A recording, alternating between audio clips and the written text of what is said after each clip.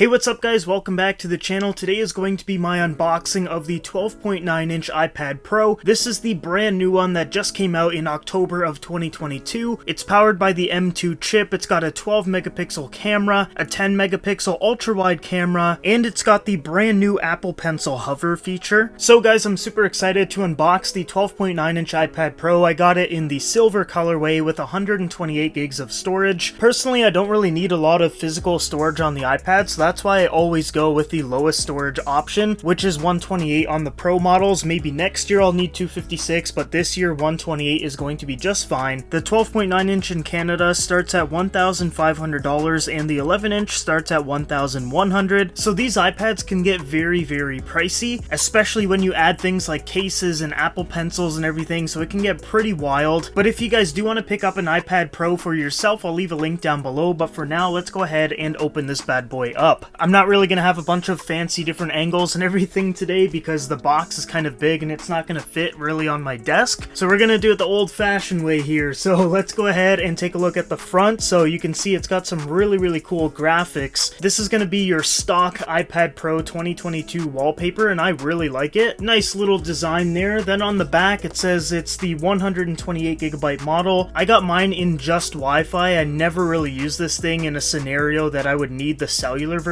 Maybe in the future if I travel a lot more or something, but for now I typically just use it at home or like a coffee shop or something which always has Wi-Fi. Let's go ahead and pull on the pull tab and one more on the bottom, and here we go. So this thing already looks massive, like compared to my 11-inch. Just look at the difference here. 12.9 versus 11, that is a pretty significant size increase, I would say. So let's take off the little protective paper. So bang, here we go.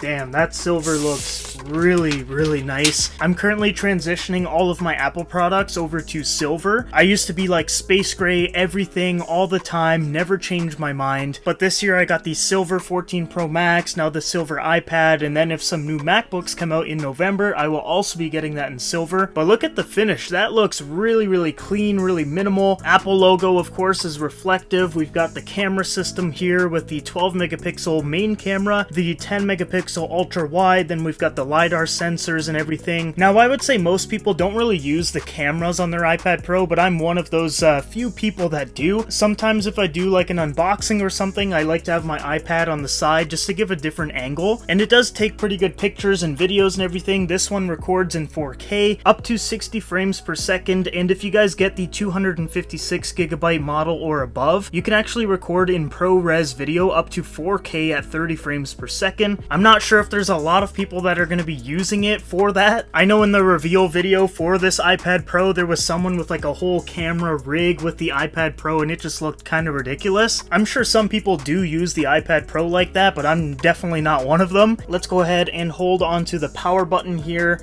and then the Apple logo is going to pop up, and then we'll get the setup started. And while that's booting up, let's go ahead and take a look at what comes inside of the box, because it's not much. So first you get your paperwork, so designed by Apple in California. So iPad Pro, it's going to tell you how to set it up and everything, and then you get some Apple stickers, and these are the bigger ones. So if you're someone that really likes Apple stickers, you get a couple with your new iPad Pro. Personally, I don't really know what to do with these stickers. I probably have like 100 of them just kind of stacked up in one of my storage containers or something. I'm literally gonna have like 1 million of these by the time I'm 70. I just don't know what to do with them. Then inside of the box we get a 20-watt power brick, which is awesome that they're still including this. You can never get enough of these. Then you also get a USB-C to USB-C 1-meter cable, and something really nice about this one is that it is braided, so it's gonna be a bit more durable. And personally, I just really like the braided cables over the traditional ones. I just find they last a lot longer. So here's the USB-C port on the bottom with the speakers. You also get speakers on the top of the iPad along with the power button on the top right too. On the left side there are no buttons, but on the right you get your volume up and down. So the iPad's all booted up now, so you get the hello screen. So we'll just swipe up,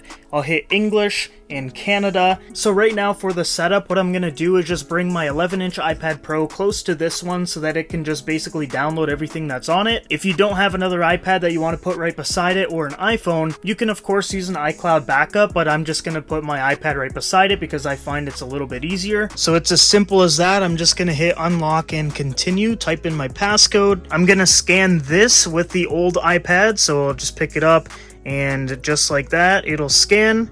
And done. Now I just gotta type in my passcode from the old iPad to register everything, and that's it. We'll pick up a few minutes from now when everything is downloaded. So while that's downloading in the background, I'm gonna go ahead and set up Face ID, which this is something that I did want to mention in the unboxing video that I'm doing right now, is the camera setup is still at the top. If you guys saw the video showcasing the new basic iPad, like the entry-level one, they actually shifted the camera setup to the side so that when you're doing video calls in landscape mode, it's just a lot easier because the camera's in the middle. Unfortunately, they didn't do that with the iPad Pros. I don't really know why. I think a lot more pro users, when they use an iPad Pro, have it in landscape mode like this. So I think it would make a lot more sense to have the camera in the middle, but that's just me. So Face ID, let's go ahead and set that up. So just scan my face just like that.